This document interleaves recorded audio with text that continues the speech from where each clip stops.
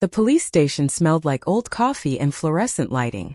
I remember the sound first, the low murmur of officers, a printer whirring somewhere behind the desk, the steady tick of a wall clock that felt louder than it should have been. My engagement ring was still on my finger. My wrists were shaking. And my mother was standing 6 feet away from me, immaculate in cream silk, posture perfect, phone pressed to her ear. "Donors don't like scandal," she said softly. "Not to me. To someone else." She turned slightly, angling her body away like I was the inconvenience. "Yes, of course the gala will proceed as planned. No, it's just a misunderstanding. Teen drama. Nothing serious. Teen drama." I was 26. I had just filed a restraining order against the man she personally introduced me to at her spring fundraiser. And she was worried about centerpieces. When she finally hung up, she didn't hug me. She didn't ask if I was safe. She asked one thing. "Is this going to be public?" That was the first time I understood something fundamental. I wasn't her daughter. I was her brand extension. And brands don't bleed. Cut to present day. 3 years later. A courier stood at my apartment door holding a thick archival box wrapped in brown paper. The label was typed precise. "For Ilara. When she's ready." The handwriting underneath, small slanted, was my grandfather's. Arthur Vail. Founder of the Vail Foundation. The real architect behind the empire my mother now wore like a crown. I hadn't been ready back then. Tonight I was. Growing up in Savannah high society meant two things. Smile beautifully. And never embarrass the name. My mother, Vivian Vail, was charity royalty. Hospital wings bore her name. Scholarships. Annual galas that shut down entire streets. She had perfected the art of being adored. She called it service. I called it performance. I learned the rules early. "Protect the brand," she would whisper before events, smoothing my hair. "Feel later. Smile always." At 8 years old, I spilled juice on a donor's wife's dress. Instead of comforting me, my mother knelt down and whispered through clenched teeth, "We apologize immediately. We do not cry." At 12, when I won a regional art competition, she congratulated me, then asked if it would photograph well for the newsletter. At 16, when I had my first panic attack before a televised charity interview, she said, "Control is attractive, Ilara. Falling apart is not. Small moments. Small erasures. Individually survivable. Collectively defining." I was polished, educated, presentable, and emotionally starving. The breaking incident came wrapped in diamonds. His name was Daniel Mercer. Old money. Political aspirations. Impeccable lineage. My mother called him a strategic blessing. I called him controlling. The night he grabbed my wrist hard enough to leave bruises, something inside me shifted.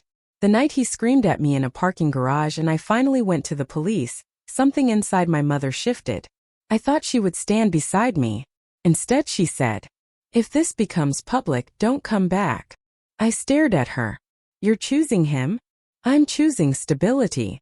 The next morning, her PR team went into motion. Social media posts appeared. "Ilara has decided to explore opportunities out of state. We're so proud of her independence." The comments flooded in. "She's just like her mother. What a strong young woman." Behind the scenes, the Whisper Network started. A board member's wife mentioned I'd been emotionally fragile lately. A donor casually repeated that I'd struggled with instability. Unstable. Fragile. Difficult. No one said liar. They didn't have to. I relocated quietly. Changed my number. Started over in a smaller city where no one knew the Vail name. But humiliation has a long half-life. It seeps into new beginnings. It echoes in job interviews. It lingers when you Google yourself. The worst part wasn't the abandonment. It was the narrative theft.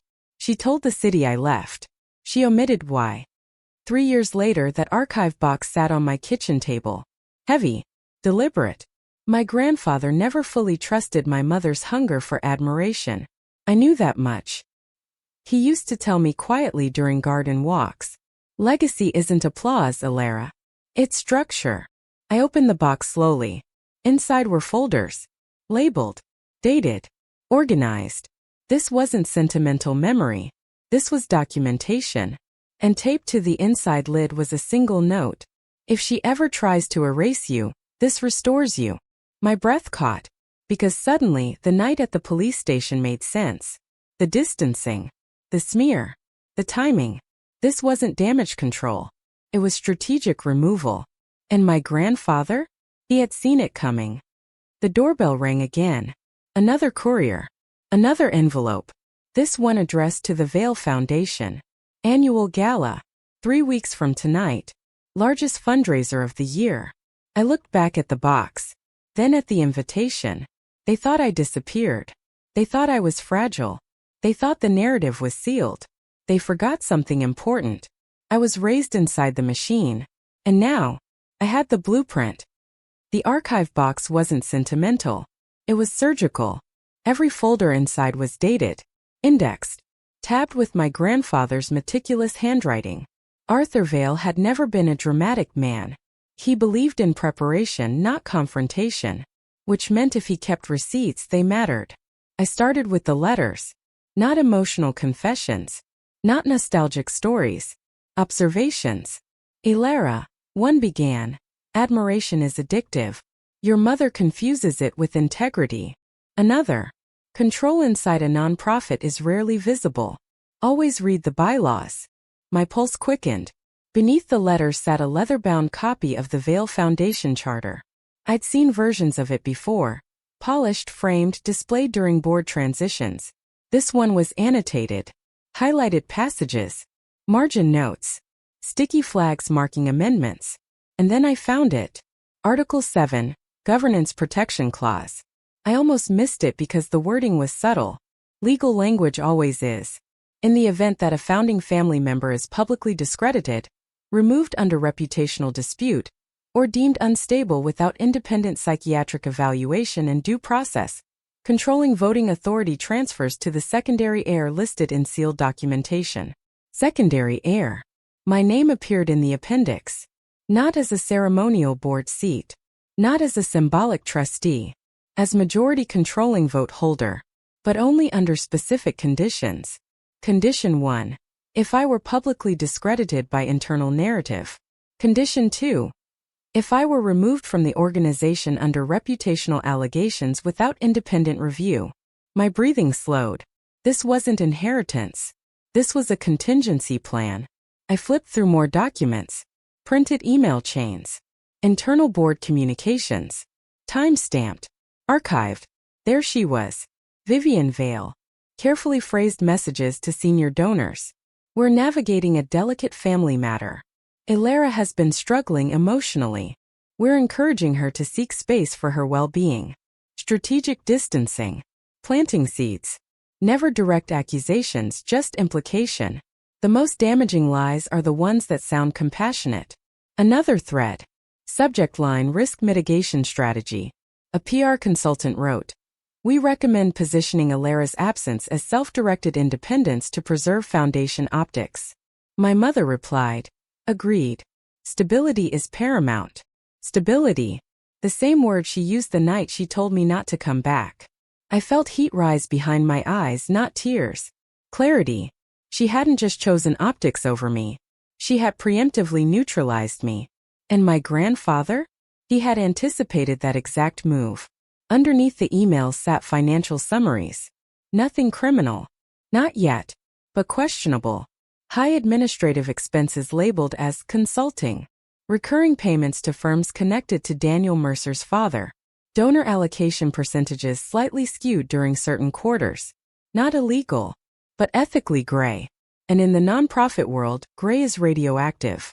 At the bottom of the stack was a sealed envelope. Inside, a notarized statement from 2 long-serving trustees. If governance protections are triggered, we will support enforcement. They had known. They had watched. They had waited. I leaned back in my chair. 3 years ago, I had walked into a police station believing I was alone. In reality, I had been moved like a chess piece. Removed from the board, but not eliminated. My phone buzzed. An email notification. Vail Foundation Annual Legacy Gala. Keynote speaker, Vivian Vail.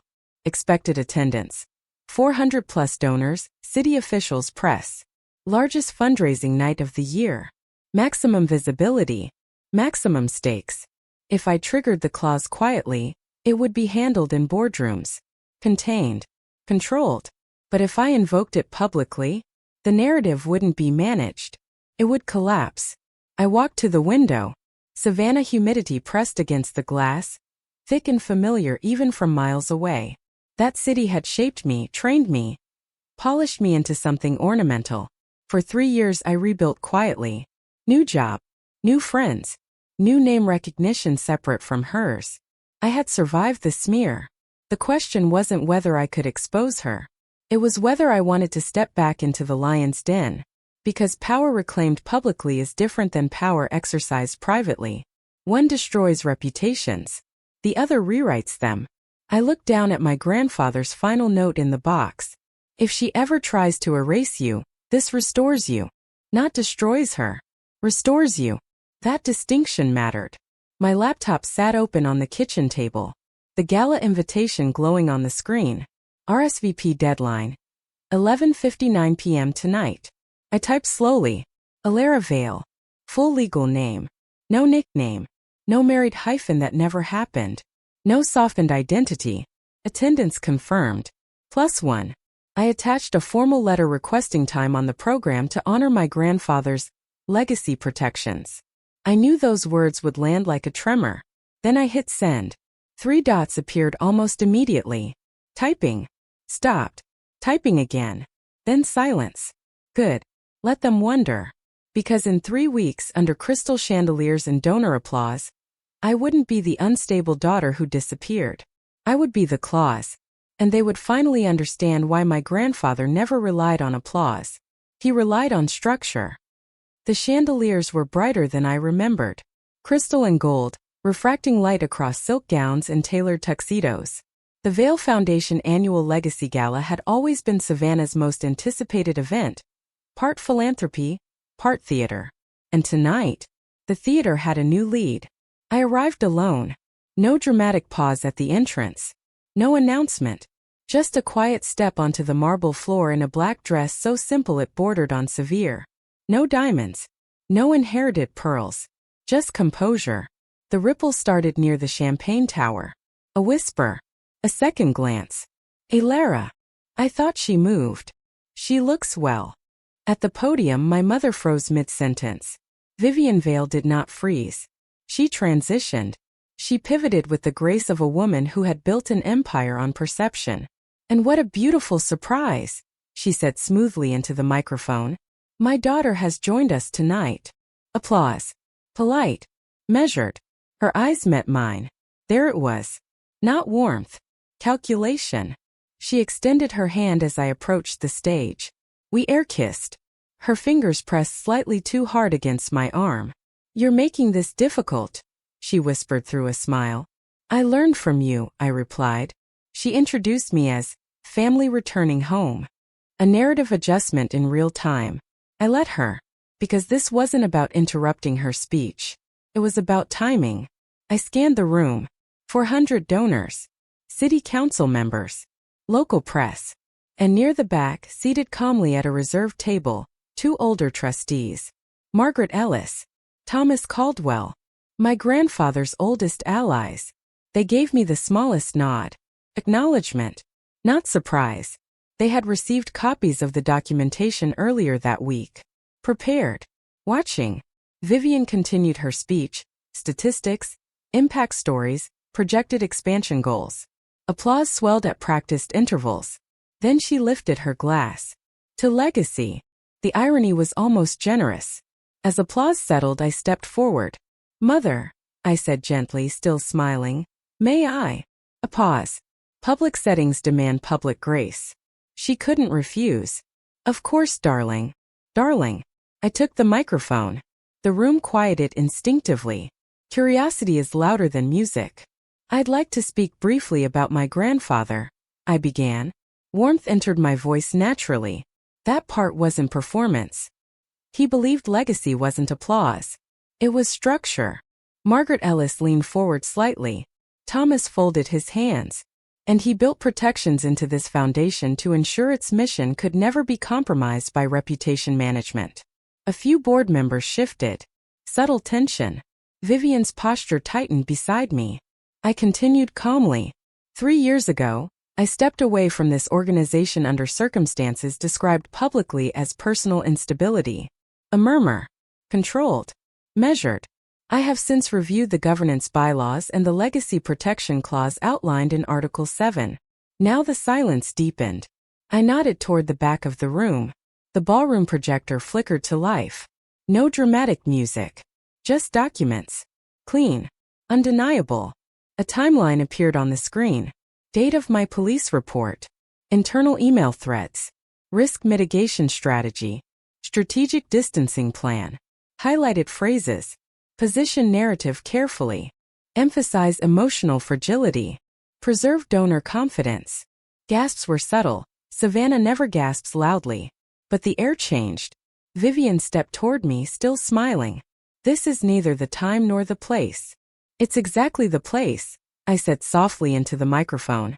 A man in a navy suit stood near the edge of the stage. Foundation Counsel. Present at my request. Under Article 7, I continued. If a founding family member is publicly discredited without due review, controlling voting authority transfers to the named secondary heir. The projector shifted again. Appendix documentation. My name. Majority vote status. Effective date. 3 years ago. Whispers were no longer subtle. Board members turned toward one another. Phones appeared discreetly. Vivian's composure cracked. Not dramatically. But enough. You're misunderstanding internal strategy, she said, voice tight. I looked at her, not as a daughter. As a governing authority. Am I? Margaret Ellis stood slowly. Madam Chair, she said to Vivian. The clause appears to have been triggered. Thomas Caldwell followed. I recommend an immediate emergency audit. There it was. Not chaos. Not screaming. Procedure. Order. Structure. The room waited. All eyes on the board table. A vote was called. Hands raised. One by one.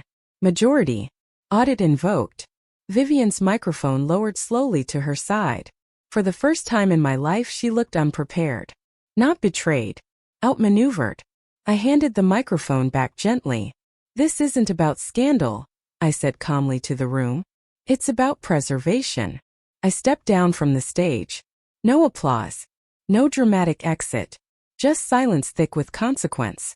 As I reached the ballroom doors, I heard it announced behind me.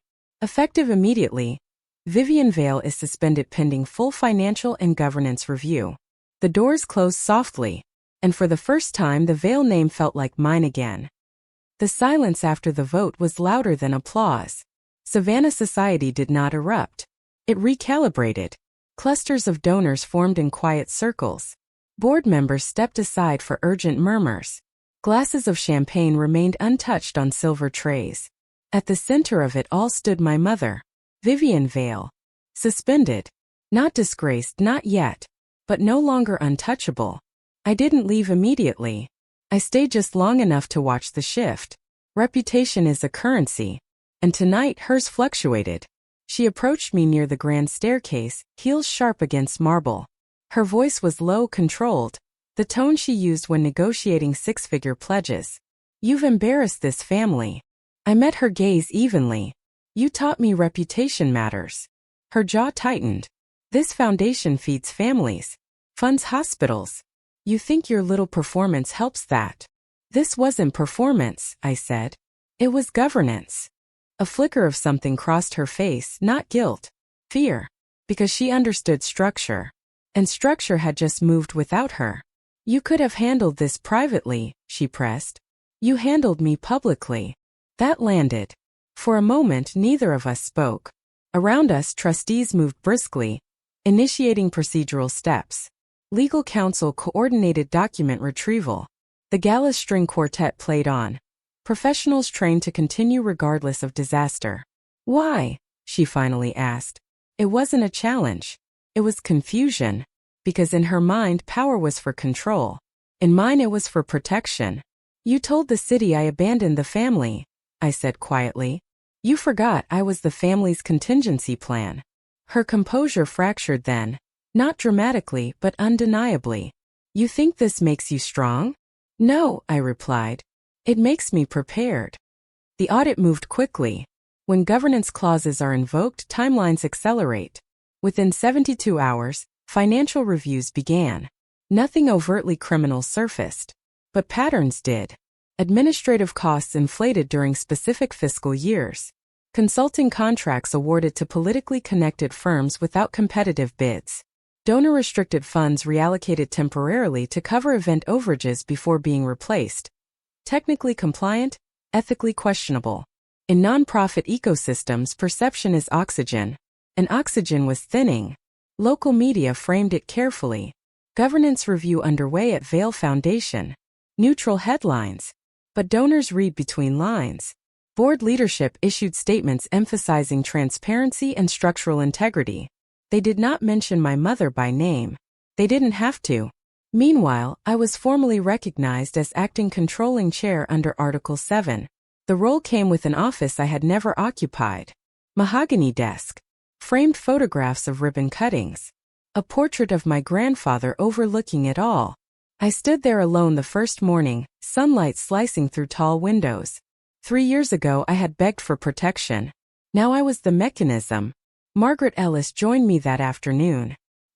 He always hoped you wouldn't need the clause, she said gently.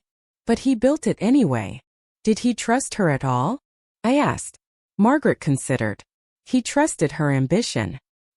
He didn't trust her restraint. That felt accurate. The private confrontation happened a week later. Not in the ballroom. Not in public. In this office. She entered without waiting to be announced, a habit not yet broken. You've made your point, she said. Reinstate me. We move forward. It wasn't an apology. It was a negotiation. I gestured to the chair across from the desk. She didn't sit. I'm not dismantling the foundation, I said calmly. But it will be restructured. Her eyes narrowed. You would undo decades of my work? I would correct it. And what about loyalty? I almost smiled. You taught me loyalty is conditional. Silence expanded between us. For the first time, I saw her without the armor of applause. Not weak, but human. I protected what I built, she said quietly. And I protected what you tried to erase. The difference hung there. Protection versus control. She looked around the office, at the portrait of her father at the desk now technically mine. This won't make them love you, she said finally. That was the clearest thing she'd said all night. I'm not doing it for love. And that was the truest thing I'd ever said to her. The board voted 2 weeks later. Leadership restructuring approved. New transparency policies enacted. Independent oversight committee formed. Vivian Vale was offered an honorary advisory title. No voting power. She declined. Savannah would adjust. It always does. As for me, I didn't feel victorious. I felt steady, because this was never explosive revenge. It was controlled restoration. I stood alone in the ballroom one evening after renovations began. Fewer gold accents, more mission-focused displays, less portraiture of donors, more profiles of beneficiaries. The foundation would continue. Cleaner. Stronger. Protected. And as I turned off the lights, I allowed myself one final thought. She told the city I abandoned the family. She forgot I was the family's contingency plan.